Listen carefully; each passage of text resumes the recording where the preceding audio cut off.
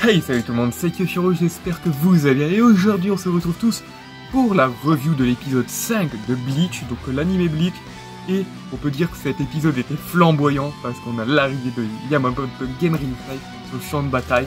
C'était très stylé, en plus vous pouvez voir mon petit t-shirt de Ace, donc flamme, les flammes, j'ai trouvé que ça passait super bien pour ce titre d'épisode. Un épisode flamboyant, donc voilà. Donc si vous voulez, ce t-shirt fait partie de la collection One Piece de Celio, comme mon pull Hunter x Hunter, donc je suis pas en partenariat, mais je les trouve tellement stylés que je voulais en parler, donc voilà. Donc revenons à nos moutons et parlons de l'épisode. Donc l'épisode il commence en fait avec le bureau de développement qui nous disent ils ont réussi à contacter Ichigo et il est en chemin, donc les capitaines et les Shinigami commencent à reprendre espoir, ils disent enfin Ichigo va venir nous sauver, et en plus si je dis pas de bêtises, ils disent que Ichigo, son Bankai ne peut pas être volé, donc vraiment là tu vois dans les yeux de Rukia, Renji et Ikkaku et Byakuya, ils sont vraiment heureux que Ichigo arrive et que grâce à lui il y a moyen qui renverse la situation. Cependant, on a un petit plan après où Ekon trouve ça bizarre parce qu'il ne ressent plus l'énergie d'Ichigo et il a disparu. Donc Ekon commence à flipper, il se demande qu'il y a un truc qui n'est pas normal. Et à ce moment-là, t'as Jidanbo, donc le gardien d'une porte, je ne sais plus laquelle, mais on le voit dans l'Arc Soul Society, attaque le bureau de développement, mais on se rend compte qu'avec une fille le manipule derrière. Et on n'a plus de nouvelles d'eux. Et donc après ça nous met un petit point sur Ichigo où Ichigo essaye de contacter Ekon pour lui dire qui est bloqué, est-ce que de votre côté ça va, et il entend en fait le cri et le désespoir des Shinigami du développement technique, et il entend Renji et Rukia parler, et là il commence à avoir un désespoir Ichigo parce que il tape contre la paroi et il n'arrive pas à se démener. Et puis bon, bien évidemment, là on a le petit opening et on se retrouve directement sur Tillage Opi. Je sais pas pourquoi je veux toujours l'appeler Tillage Opi. Tillage Opi, donc qui nous donne enfin le nom de son pouvoir. Donc pourquoi il a le glyphe J, donc pourquoi Iwatch lui a donné le pouvoir de J, c'est The Jail, donc la prison. Donc il crée une prison que personne ne peut s'enfuir. Et après, lui, Kijopi fait bon, vu qu'Ichigo n'arrive pas à détruire ma prison, je vais aller en finir avec Chad et Orime qui sont à terre. Et en fait, il se fait one shot par un personnage inconnu, on ne sait pas qui, mais il le coupe en deux, voilà. Donc, Kijopi est mort, ça c'est bon, c'est remballé, mais on ne sait pas qui l'a tué. Est-ce que ce serait un Shinigami ou bien autre chose qu'un Shinigami, parce qu'on a vu que c'est un sabre qui l'a découpé. Donc on peut faire quelques suppositions. Dites-nous dans les commentaires, pour vous, qui aurait tué Kijopi. Bon, à part les personnes qui ont lu le manga comme moi, ça répondait pas, laissez les personnes faire leur théorie. Et donc après, on a aussi, on revoit un peu Ichigo, qui vraiment commence à basculer dans le désespoir, parce qu'il balance Getsuga Tensho sur Getsuga Tensho et il n'arrive pas à briser The Jail. Donc ça c'est vraiment très stylé parce que tu vois Ichigo qui commence à péter un câble, Ichigo qui n'arrive pas à détruire sa prison, et c'est vraiment magnifique. Ils ont réussi à transcrire vraiment le désespoir que j'avais lu quand j'avais lu le manga. J'ai fait oh non, Ichigo, comment il va faire pour s'en sortir. Ils ont réussi le pari de faire une putain d'animation pour que Ichigo, on ressent son désespoir, là on le ressent. Après ça, on bascule sur le combat de Byakuya contre Aznod, donc le personnage le plus flippant. Et Byakuya demande à Renji de rester en retrait pour que Renji voit et découvre les attaques de l'ennemi pour quand Byakuya perde, que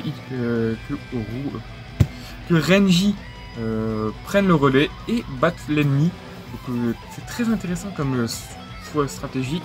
Il veut se battre avec honneur et donner tout ce qu'il a.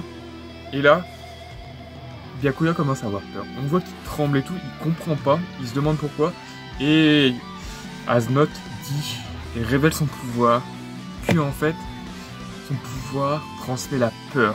Donc la peur, donc on voit un peu une animation où Byakuya dit il a surmonté sa peur, et sa plus grande peur à Byakuya, c'est la mort de Rukia.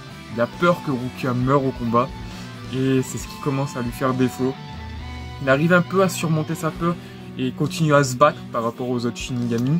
Donc As Note, je trouve que Byakuya résiste plutôt pas mal, il le trouve très intéressant, et c'est vraiment très intéressant parce que il commence à révéler que la peur, c'est pas quelque chose que tu peux surmonter avec l'entraînement et tout.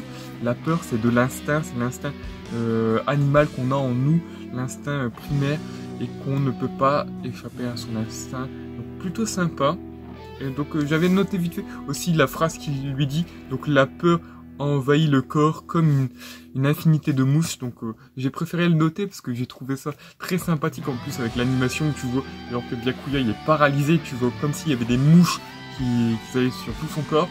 Mais il arrive quand même un peu à se défaire et à continuer à se battre. Et là, As Note qui utilise le Bankai de Byakuya. L'animation, et tu sens qu'ils sont dans la merde parce que tu dis Byakuya, il fait merde. Ils peuvent voler nos Bankai et les utiliser. Donc ultra intéressant. Et à ce moment-là, t'as Rukia qui est en face d'une Stern Ritter, donc on n'a pas son nom. Et moi je sais plus son nom parce que je l'avais lu vite fait une fois dans le manga, mais vu que je l'ai pas sur Bleach Brave Soul, j'ai oublié son nom. Donc la Stern Ritter elle dit tu tournes le combat. Donc c'est un manque de respect, boum. Donc elle attaque Rukia dans le dos. Donc Rukia est KO. Et t'as Renji, donc il voit que son capitaine se fait défoncer. Il veut claquer son Bankai et t'as The Masculine qui arrive et qui lui met un putain de dropkick et qui est KO. Et As Note qui lui fait un petit reproche, il fait tu sais qu'elle allait claquer son Bankai, t'aurais pu lui voler. Et t'as le mec qui fait ah, moi je croyais qu'il y avait que les capitaines qui utilisaient un Bankai. Donc le mec, tu vois qu'il n'a pas suivi les ordres de Iwa, il n'a pas lu les rapports de la mission. Donc le mec il sent pas les steaks. Et là, on enchaîne sur une scène ultra badass. L'entrée en scène de Zaraki Kenpachi face à Yugram et Iwatch, donc Juhaba. Donc normalement c'est plus comme ça qu'il l'appelle, mais ça s'écrit Iwatch ou premier. Ça dépend, est-ce que des fois je l'appellerai Juhaba et des fois... non, c'est Yuhabaha ou Iwatch, on verra. Et donc, t'as Kenpachi avec 3 Stern Ritter sur le dos, où son épée il avait planté comme une brochette de Stern Ritter, et il les dépose au sol. Et t'as Yugram, il fait comment ça, tu les as tués, comment tu les as tués? Et il a fait, oh, le premier il s'est transformé en singe géant, je l'ai coupé en deux, il me fait chier. T'avais le deuxième qui racontait sa vie, donc vous lui arrachez la gorge. Et le troisième était plutôt intéressant parce qu'il s'est transformé en moi, donc on a eu un bon combat. Mais je suis plus fort que moi, donc je l'ai éclaté. Ça, j'ai trouvé trop stylé, donc vraiment badass. Donc t'as Kenny qui est en face de Iwatch, le boss final. Donc est-ce qu'il va réussir à faire quelque chose? Parce que pour l'instant, donc de ce qu'on voit, Kenpachi est le plus fort des capitaines parce que c'est le seul à avoir tué 3 Stern Ritter. Donc c'est pas les Stern Ritter les plus puissants, on le voit bien. Mais il y en a quand même tué 3. Il me semble que ces personnages-là, je sais pas s'ils sont plus faibles que Killjoy, je pense, mais ils sont vraiment en bas de l'échelle. Donc c'est un peu normal que Zaraki les tue. Et après, bon, on rebascule aussi sur Ichigo, donc on a vraiment le contexte. De temps en temps, Ichigo qui est mis au second plan. On voit que Ichigo il est vraiment dans l'impuissance et qu'il sombre de plus en plus dans le désespoir parce qu'il sent l'énergie de ses amis perdre. Donc il commence à ne plus sentir leur énergie. Donc Ichigo il commence à péter un câble, il commence à vouloir tout faire pour détruire sa cage et il veut les protéger quoi. Mais Ichigo il est dans l'impuissance la plus totale. Et t'as bien évidemment un petit bascule sur le groupe de Akon. On voit que Akon et quelques membres des recherches, du développement recherche ont survécu et ils essayent de rouvrir le Garganta où Ichigo se trouve parce que c'était là où la dernière fois où ils ont pisté sa pression spirituelle était ici. Donc c'est plutôt pas mal, on a énormément de trucs et là on se retrouve pour un petit combat où on voit Shuei qui affronte le Stern Ritter de O, donc qui s'appelle Driscoll Bercy. Attendez, je regarde ça. Bercy, ouais. Donc j'ai noté ça, donc peut-être que je le dis très mal. Mais voilà, donc ce personnage, là, il nous révèle aussi son pouvoir, qu'il a le pouvoir, donc le glyphe O, Overkill. Donc plus il tue des ennemis, plus il devient fort. Et il nous révèle aussi que c'est lui qui a buté le vice-capitaine Sasakibe.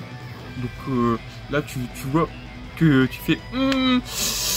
Ah, il se passe des choses. Tu sens venir que Yamamoto, il va peut-être arriver pour lui éclater sa gueule. Et là, tu vois qu'il recrée sa lance. Il veut la balancer sur Shuei pour le buter, comme Sasakibe. Et là, t'as Yamamoto. Poum, il le dégage, telle une petite pichinette. Et vu que Yamamoto a tout entendu, il va prendre sa revanche parce que son vice-capitaine est mort à cause de cette personne. Et donc le mec il rigole, il fait oh mais j'ai de la chance, c'est moi qui vais buter le capitaine en chef des 13 divisions. Ah là là là là. Donc Yamamoto le regarde et il fait je vais t'éclater la gueule, tu vois. Et le mec claque le Bankai de Sasakibe. La scène est très stylée parce que tu dis quand même que le Zanpakuto de Bankai de Sasakibe contrôle la météo. Donc comme le Bankai de Hitsugaya, il contrôle la météo, mais au mieux de faire la neige ou du gel, lui il fait de la foudre. Et Yamamoto se prend la foudre en pleine gueule. Et on a à ce moment-là, on a un flashback. Bon, nous c'est pas un flashback parce qu'on le connaissait pas, mais Yamamoto a un flashback de son passé quand il rencontre Sasakibe. Bon, on apprend que Yamamoto a rencontré Sasakibe plusieurs fois. Sasakibe s'est présenté devant lui plusieurs fois. Et à l'époque, Yamamoto, on l'appelait Eiji-san à cause, Eiji, même je dirais, parce qu'il avait juste une cicatrice sur son crâne. Et il l'appelait Sasakibe Eiji-san. Donc, t'as Sasakibe qui se propose en tant que bras droit de Yamamoto. Et Yamamoto, lui, classiquement, il dit si tu deviens mon disciple et tu montes dans le grade, tu vas naturellement devenir mon bras droit. Mais Sasakibe, c'est pas ça qu'il voulait, parce que il révèle que les disciples veulent copier leur maître, que lui, il veut avoir son propre style et pouvoir aider Yamamoto dans les tâches qu'il ne peut pas accomplir. Donc ça, tu sens que Sasakibe, il y a de l'ambition, mais qu'il respecte énormément Yamamoto pour ne pas devenir son disciple, mais être vraiment à ses ordres et l'aider le plus possible. Et donc, Yamamoto, il fait ouais, tu es là tout le temps, donc tu commences à me faire chier. Et lui, il fait non, j'ai pas toujours été là. Je suis parti m'entraîner pour maîtriser le Bankai et je suis devant vous parce que j'ai mon Bankai maintenant. Donc là, tu dis, wow, c'est trop stylé. Le mec, il a fait plusieurs fois sa demande, donc toujours il a été rejeté. Et donc il est parti s'entraîner pour avoir son Bankai. Et dès qu'il y a eu son Bankai, il a été défié Yamamoto. Donc Yamamoto qui dit, bien évidemment, montre-moi ton Bankai, on va s'affronter. Et là, on a une scène ultra stylée que je trouve magnifique. Le déploiement, donc on voit le véritable Bankai de Sasakibe, ultra stylé, et qui blesse Yamamoto, Genryusai. Et Yamamoto lui fait la réflexion que son Bankai est comme un nouveau-né, donc il vient de le maîtriser, donc il n'est pas encore à sa full puissance. Et Sasakibe veut comment dire, j'ai bugué. En fait, il veut que toute sa vie soit concentrée à l'amélioration de son Bankai pour pouvoir aider au maximum Yamamoto Genryusai. Et ça, tu dis c'est noble parce que le mec, il va passer toute sa vie à s'entraîner, à améliorer, à perfectionner son Bankai pour Yamamoto. Donc Yamamoto qui a maintenant deux cicatrices en forme de... il y a une cicatrice en forme de croix sur le crâne et il se fait renommer Jisei, donc par les mecs, à part par Sasakibe qui l'appelle toujours Eiji-san. Et donc Yamamoto décide de se renommer en Genryusai. Donc c'est pour ça que maintenant on a Shigekuni Yamamoto Genryusai. Voilà le nom complet de Yamamoto, donc Yamaji.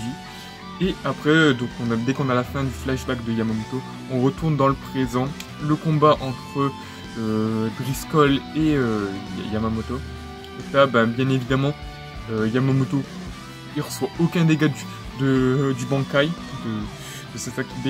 Et il regarde, il fait, le Bankai de Sasaki B n'était pas aussi médiocre. Et il one-shot Driscoll. Et c'est magnifique parce que tu vois vraiment le personnage cramer, tu vois sa peau qui commence à cramer, puis il se transforme en squelette, puis en cendre. Et c'est magnifique. La séquence était incroyable. Et Yamamoto dit qu'il peut enfin faire son deuil à Sasaki. Parce qu'il l'a vengé. Et c'était incroyable, c'est vraiment magnifique. Et après ça, donc, il redonne courage à Shuei parce qu'il lui dit qu'il part au combat. Et là tu vois une séquence Yamamoto en mode DBZ, il part, il vole, tu vois son énergie. Et t'as tous les capitaines et les Shinigami qui recommencent à prendre espoir et courage parce que leur commandant en chef part sur le front. Et ça c'est incroyable. La séquence était incroyable parce que tu voyais que tous les capitaines et les Shinigami étaient au bout du rouleau et tout. Tu vois avec Konamura qui dit « Bande de larves !» Il le dit comme ça, entre guillemets. Il fait notre commandant chef part au combat et vous voulez être la honte des 13 divisions. Relevez-vous !» Et là tu vois en ultra stylé, tu vois qu'ils se relèvent tous et t'as Bambietta qui est en train de flipper. Elle fait « Oh mon dieu, ils étaient quasiment à l'article de la mort » et là ils sont plein d'énergie, donc tu la vois qu'elle commence à flipper et ça se termine comme ça. Cependant, j'espère que vous l'avez pas passé parce que là on a l'ending, donc bien évidemment on a l'ending classique et on a une séquence après l'ending, donc le premier épisode qu'on a entre guillemets un bout d'épisode en plus, on voit que Kenpachi s'est fait éclater par Iwatch, donc Iwatch qui le tient à la gorge et qui dit « Alors c'est ça Kenpachi Zaraki ?» Je l'ai surestimé, donc j'ai surestimé les forces. Et là, t'as Yamaji qui arrive. Et tu sens la pression, tu sens que le combat va bientôt arriver. Donc je me dis, est-ce que prochain épisode, c'est direct le combat Yuaba contre Yamaji, ou est-ce qu'on aura le début du combat, puis la suite des combats des autres capitaines, parce que moi, de ce que je me souviens, on va voir un peu les autres capitaines, on va voir Soifon, Konamura et Toshiro se battre encore. Mais je pense qu'on va surtout voir une grosse partie du combat contre Yamamoto et Yuaba. Et ça va être incroyable. Ce combat-là, nous ne sommes pas prêts parce que pour moi, c'est le meilleur combat de cette première partie de l'arc. Et c'est vraiment, vous allez faire waouh, ouais, parce que là ils vont tout lâcher, Yamamoto va tout lâcher, donc j'espère que vous êtes prêts parce que ça va être incroyable, le Bankai de Yamamoto. Oui, je le spoil là maintenant, et une dinguerie. Donc sur ce, n'hésitez pas à me dire ce que vous avez pensé de cet épisode, à me dire vous ce que vous avez trouvé, ce qui vous a marqué dans l'épisode, à me dire dans les commentaires si j'ai oublié quelque chose à parler, et à me dire ce que vous avez pensé de cette vidéo. Sur ce, n'hésitez pas à mettre un like si elle vous a plu, à mettre un dislike si elle ne vous a pas plu, et à me dire aussi dans les commentaires si vous voulez voir la suite des reviews, et si vous êtes hypé par la suite de Bleach. Sur ce, moi je vous dis à la prochaine pour de futures vidéos. C'était Kichiro, prenez soin de vous, ciao.